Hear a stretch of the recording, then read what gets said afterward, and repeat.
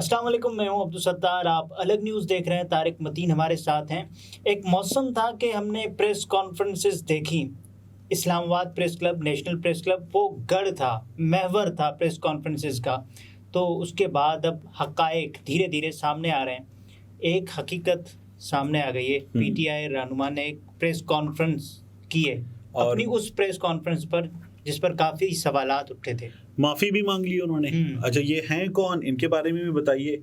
और फिर उसके बाद ये उस प्रेस कॉन्फ्रेंस को जिस तरह से करवाया गया, पहले नाज़रीन को उसके बारे में बताइए। ज़मीर हुसैन शिराज़ी साहब एमएनए के उम्मीदवार, ये कहते हैं कि 10 अगस्त को सरगोदा पुलिस ने इन्हें उठाया डीपीओ सरगोदा की ईमा अच्छा, पर। 10 अगस्त ये अभी हुआ है, ये कोई 10 मई नहीं है। नहीं, डीपीओ सरगोदा की ईमा पर आंखें बंद करके हाथ बांधकर नामालूम जगह पर ले जाया गया और वहाँ पर पुलिस ने मुख्तलिफ डिमांड्स रखी इनके सामने कि आप ये करें, आप ये करें। और उसके बाद पुलिस ने वो पैगामात सुनाए, बच्चों के हवाले से, फैमिली के हवाले से हरासा किया गया और बहुत सारी बातें की गई, डॉक्यूमेंट्स दिखाए गए, ब्लैकमेल किया गया। तो उन्होंने अब कहा है कि ये सब कुछ जोर ज़बरदस्ती करवाया गया। अच्छा, 10 अगस्त का मतलब एक और है। मैं एक और चीज़ कनेक्ट करने की कोशिश कर रहा हूँ। जाते जाते शहबाज हुकूमत का काम है ये जी, ठीक है ना। तो 9 को चली गई असेंबलियाँ, काबीना चली गई।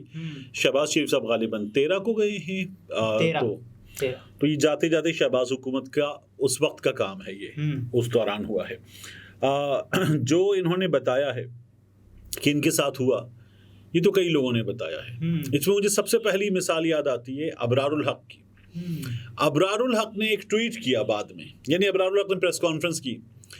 उस मौके पर जो चीज़ें सामने आई ना, वो इतनी भयानक, इतनी खौफनाक थी या इतनी पर्सनल थी अबरारुल हक के मामले में कि मैंने हिम्मत नहीं की कि मैं वो बता पाता। मुझे उनमें से कुछ चीज़ें मालूम हुई, मैंने बाद में भी नहीं की वो हिम्मत।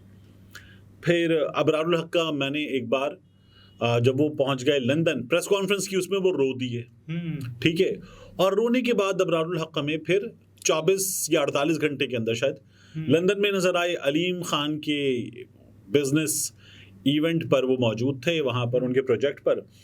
और वहाँ पे वो जो है आज मेला वेखण आइयां कुड़ियाँ लौर दियाँ गा रहे थे। और वो जो मैंने वीडियो की, उसमें मैंने कहा था, वो बाकी कुछ प्लेटफॉर्म्स ने उठा के लगाया कि मैंने कहा कि अभी रो रहे थे बैठे हुए, और फिर बाद में लंदन जाके आहूं आहूं आहूं आहूं कर रहे थे। ये बड़ा वायरल हुआ, बड़ा चला। लेकिन फिर अबरार ने बाद में एक ट्वीट किया। लेकिन अबरार साहब वहाँ जैसे गए थे वापस, और वो तो मुश्किल, वो तो लोगों ने जिस तरह से अबरार से सवाल किया, अबरार में जवाब देने की भी हिम्मत नहीं थी। वो गाड़ी से बाहर निकलने को भी तैयार। कैसे बताते ये? अच्छा नहीं, फिर क्विकली आगे चलते। अबरार ने एक ट्वीट किया। जब उनसे कुछ सवाल हुआ, अबरार ने कहा कि इज्जत गंवा के क्या सियासत सारिफ के ट्वीट पर उन्होंने कोट ट्वीट किया, इज्जत गंवा के क्या सियासत करता। मुझ में शायद इतनी हिम्मत नहीं थी। वो जो कहानी मैंने सुनी थी, वो कहानी ताज़ा हो गई, लेकिन वो अबरार कभी बताएंगे तो सामने आएगी। फिर मुझसे खुद एक खातून ने, जो पाकिस्तान तहरीक इंसाफ की बहुत वोकल रह चुकी, उन्होंने ये कहा कि मेरा यहाँ से गिरबान एक मर्द ने पकड़ा। अब एक मैरिड, एक माँ, एक बड़ी दरमियानी उम्र की खातून, उन्होंने कहा मेरा यहाँ से एक मर्द ने गिरबान पकड़ा और कहा नीचे तक फाड़ दूंगा। एक मर्द पुलिस ऑफिसर ने मेरा यहाँ से गिरबान पकड़ा, कहा नीचे तक फाड़ दूंगा। तो ये उनके साथ हुआ था। तो इंतहाई तकलीफ दे थी ये चीज़। अब शिराजी साहब जो बता रहे हैं कि उनको उनकी फैमिली के हवाले से, उनके कारोबार के हवाले से, उनके बच्चों के हवाले से जो धमकियां दी गई, अलमान लफीज, तो वो आपको नजर आता है कि किस तरह से चीजें हुई हैं। अभी आज के दिन वायरल हो रहा है कि मुसर्रत जमशेद चीमा साहिबा क्या बता रही हैं। वो वही कह रही हैं कि एक वीगो और एक लैंड क्रूजर, जब उनके ऊपर घेरा तंग किया जा रहा था, तो पंजाब पुलिस ने उनके घर से वो चोरी कर ली। उसके बाद माले गनीमत के तौर पर उनको इस्तेमाल किया जा रहा है, पंजाब पुलिस इस्तेमाल कर रही है उसको। यही कुछ किया गया था असद कैसर साहब के घर पर। वहाँ पर भी जब छापा मारा गया तो गाड़ियाँ ले गए। ये वो होता है ना, हमारी पुलिस पता है कैसे काम करती है। कई दफ़ा लोग आते हैं, जब डाका शाका डालते हैं या किसी की तलाश में आते हैं, नहीं मिलता, तो गाँव गोठों में, देहात में बड़ा होता है, माल मवेशी ले जाते हैं। रस्सियाँ पकड़ी और माल मवेशी अपने साथ ले गए। तो ये तो बिल्कुल ऐसे ही काम है कि बंदा नहीं मिला, बंदे के लिए घर पर आए और उसके बाद घर पर जो गाड़ियां खड़ी थी, ये तो वैसे ही है ना जैसे आपका कोई कर्ज ले जाए और उसका मवेशी आप ले जाए। नहीं वो तो फिर कर्ज ले गया ना, ये तो कर्ज भी लेकर नहीं किया है, तो गाड़ियां जो खड़ी हुई हैं वो गाड़ियां ले गए। तो चले वो तो जो कर्ज वाला बंदा है उसका तो फिर एक तकाजा है और शायद किसी हद तक जायज़ भी होगा, लेकिन जो हो वो कानून के मुताबिक हो, मगर यहाँ तो गाड़ियाँ ले गए। अच्छा खैर, ये जो शिराजी साहब के साथ हुआ है ये अनफॉर्चुनेट है, और फिर शिराजी साहब अब माफ़ी मांग के ये तमाम कहानी बता भी रहे हैं। बताने की वजह क्या है? बताने की वजह यह है कि इनमें से बेशतर लोग गए जेलों में या रुपोश हुए और बाद में हाथ लगे, और जब हाथ लगे तो उन्होंने फिर प्रेस कॉन्फ्रेंस की। ठीक है, बिल्कुल।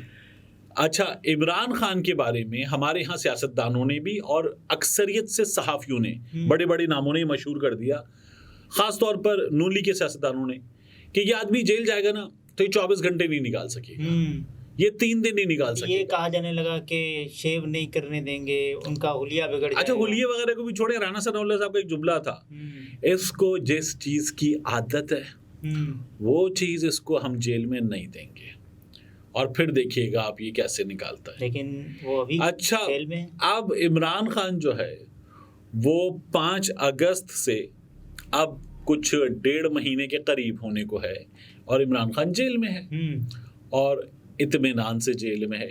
अब ये जो लोग हैं ये देख रहे हैं, उनके सियासी मुखालिफिन को अब भी कोई तसल्ली या तशफ़ी नहीं हो रही। क्यों? वो ये समझ रहे थे कि जो हमने 180 मुकदमे बनाए हैं, इसको ऑफर दी है, जिसको कई सहाफ़ी बता भी चुके, तो ये छोड़ जाएगा, मुल्क टूट जाएगा, ये टूट जाएगा, ये मुल्क छोड़ जाएगा, परेशान हो जाएगा।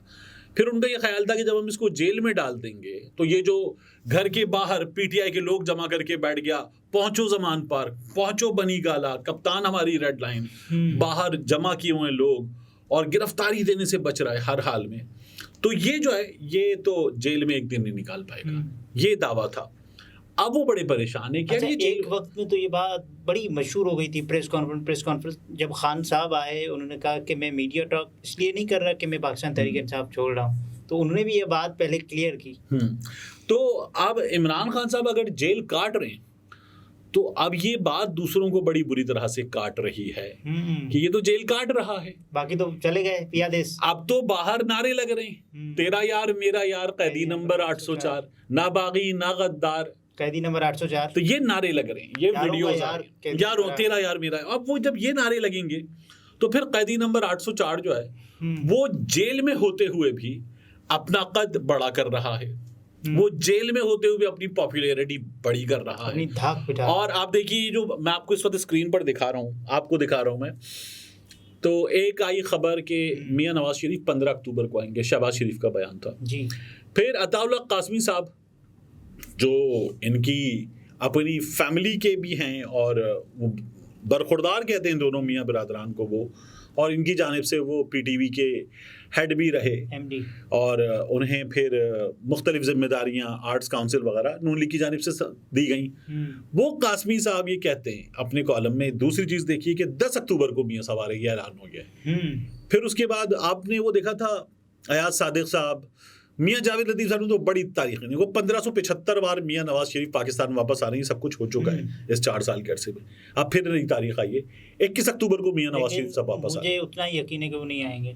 अच्छा नहीं, मैं तो कह रहा हूँ कि अब की बार मियां साहब ने एक शर्त रखी है, तो वो मैंने अपने अगर पूरी होती है तो आ जाएंगे, आप ये कह रहे हैं। मैंने इस पे ट्वीट भी किया हुआ है कि बड़ी गिरफ्तारी मुमकिना तौर पर 20 सितंबर के बाद 10 अक्टूबर के से पहले बड़ी गिरफ्तारी हो गई, क्या फर्क पड़ेगा मियां साहब की सियासत को? वो तो लंदन से होकर पंपकिन का उर्दू तर्जुमा फर्क पड़ेगा।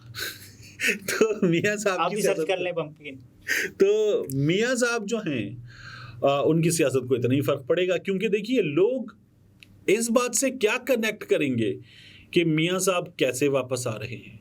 वो आज मरियम औरंगजेब साहिबा बता रही हैं कि पाकिस्तान का मेमार, अवाम का हमदर्द वापस आ रहा है 21 अक्टूबर को वापस। वो खुद तो जा चुकी, तो हाँ वो खुद भी जा चुकी। ये तमाम लोग पाकिस्तान के तमाम फैसले वहाँ बैठ के करते हैं और फिर वहाँ बैठ के फैसला करने के बाद यहाँ हमें बताते हैं। मैं बार बार एक जुमला कहता हूँ, इन्होंने पूरी कौम को सफदर समझा हुआ है, तो ये फिर हमें बताते हैं कि ये होने जा रहा है और आ रहा है।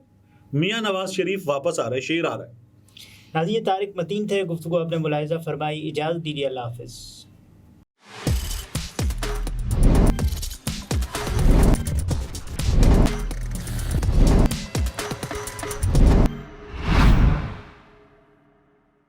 हैं।